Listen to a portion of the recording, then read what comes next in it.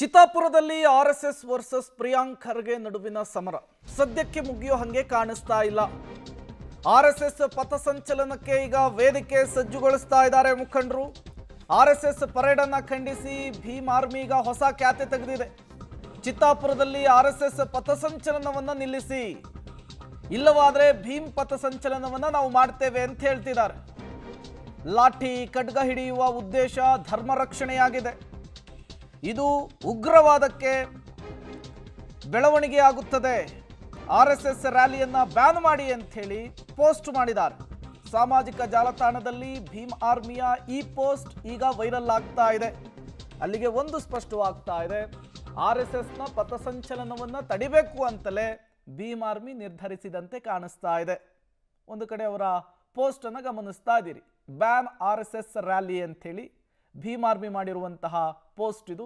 RSS ಪಥಸಂಚಲನೆಯನ್ನು ನಿಲ್ಲಿಸಿ, ಇಲ್ಲವಾದರೆ ಭೀಮ್ ಪಥಸಂಚಲನೆ ಮಾಡೋದಕ್ಕೆ ಅವಕಾಶವನ್ನು ಕೊಡಿ ಅಂಥೇಳಿ ಪೋಸ್ಟರನ್ನು ವೈರಲ್ ಮಾಡಿದ್ದಾರೆ. ಕೋರ್ಟ್ನ ಅಂಗಳದಲ್ಲಿದೆ, ಯಾರಿಗೆ ಅವಕಾಶ ಸಿಗುತ್ತೆ ಕಾದು ನೋಡಬೇಕಿದೆ. ಮತ್ತಷ್ಟು ಡೀಟೇಲ್ಸ್ ಅನ್ನು ಕೊಡ್ತಾರೆ ಪ್ರವೀಣ್ ರೆಡ್ಡಿ, ನೇರ ಸಂಪರ್ಕದಲ್ಲಿ ಜಾಯಿನ್ ಆಗಿದ್ದಾರೆ. ಪ್ರವೀಣ್ ರೆಡ್ಡಿ, ಈಗ 3 ಸಂಘಟನೆಗಳು ಒಂದೇ ದಿನ ಪಥಸಂಚಲನ ಮಾಡಬೇಕು, ಅವಕಾಶ ಕೊಡಿ ಅಂಥೇಳಿ ಕೋರ್ಟ್ನ ಮೊರೆ ಹೋಗಿದ್ದಾರೆ. ಕೋರ್ಟ್ನಲ್ಲಿ ಇತ್ಯರ್ಥ ಆಗುತ್ತೆ ನಾಡಿದ್ದು. ಹಂಗಿದ್ದು ಕೂಡ ಈ ರೀತಿಯ ಒಂದು ಪೋಸ್ಟ್ ವೈರಲ್ ಆಗುತ್ತೆ ಅಂದರೆ ಏನಿದರ ಉದ್ದೇಶ ಅಂಥೇಳಿ?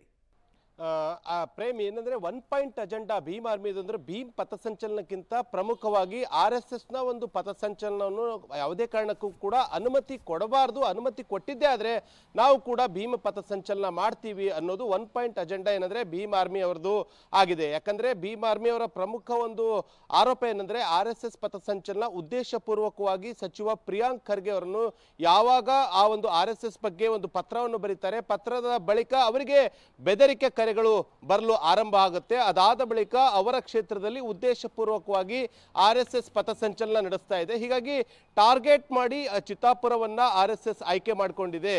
ಹೀಗಾಗಿ RSSಗೆ ಯಾವುದೇ ಕಾರಣಕ್ಕೂ ಕೂಡ ಅನುಮತಿ ಕೊಡಬಾರದು. ಒಂದು ವೇಳೆ ಅನುಮತಿ ಕೊಟ್ಟಿದ್ದೇ ಆದರೆ ಅದೇ ದಿನ ನಾವು ಕೂಡ ಭೀಮ ಪಥಸಂಚಲನ ಮಾಡ್ತೀವಿ ಅಂತ ಈಗ ಮತ್ತೊಂದು ಲೆಟರ್ನ ನಿನ್ನೆ ಈಗಾಗಲೇ ಕಲಬುರಗಿಯ ಜಿಲ್ಲಾಧಿಕಾರಿಗಳ ಮುಖಾಂತರ ಕೋರ್ಟ್ಗೆ ಸಲ್ಲಿಸಿದ್ದಾರೆ. ಅದಾದ ಬಳಿಕ ಈಗ ಸಾಮಾಜಿಕ ಜಾಲತಾಣದಲ್ಲೂ ಕೂಡ ಅಂತಹದೇ ಒಂದು ಈಗಾಗಲೇ ಮನವಿ ಪತ್ರದಲ್ಲಿ ಏನು ಉಲ್ಲೇಖ ಮಾಡಿದ್ರು ಆ ಉಲ್ಲೇಖಿತ ಒಂದು ಅಂಶಗಳ ಒಂದು ಪೋಸ್ಟರ್ ಅನ್ನ ಈಗ ಸಾಮಾಜಿಕ ಜಾಲತಾಣದಲ್ಲಿ ಭೀಮ್ ಆರ್ಮಿ ಅವರು ಈಗಾಗಲೇ ವೈರಲ್ ಮಾಡ್ತಾ ಇದ್ದಾರೆ. ಯಾವುದೇ ಕಾರಣಕ್ಕೂ ಕೂಡ RSS ಅನ್ನ ಅಲ್ಲಿ ಕೊಡಬಾರದು, ಅನುಮತಿ ಕೊಡಬಾರದು ಪಥಸಂಚಲನಕ್ಕೆ. ಅದು ಒಂದು ಧರ್ಮ ರಕ್ಷಣೆಗಾಗಿ ಏನಂದ್ರೆ ಕೆಲಸ ಮಾಡ್ತಾ ಇದೆ. ಖಡ್ಗ ಹಿಡಿಯೋದು, ಲಾಠಿ ಹಿಡಿಯೋದು ಒಂದು ಧರ್ಮದ ರಕ್ಷಣೆಗಾಗಿ ಮಾಡ್ತಾ ಇರುವಂತಹ ಕೆಲಸ. ಇದು ಉಗ್ರವಾದ ಒಂದು ಚಟುವಟಿಕೆ ಆಗುತ್ತೆ ಅಂತ ಹೇಳಿ ಭೀಮ್ ಆರ್ಮಿ ಅವರು ತಮ್ಮ ಪೋಸ್ಟ್ ಅಲ್ಲಿ ಹೇಳ್ಕೊಂಡಿದ್ದಾರೆ. ಆದ್ರೆ ಬಟ್ ಅದು ಹೇಗೆ ಆಗುತ್ತೆ ಎಂಬುದರ ಬಗ್ಗೆ ಎಲ್ಲಿಯೂ ಕೂಡ ಯಾರು ಕೂಡ ಸ್ಪಷ್ಟನೆಯನ್ನು ಕೊಡ್ತಾ ಇಲ್ಲ.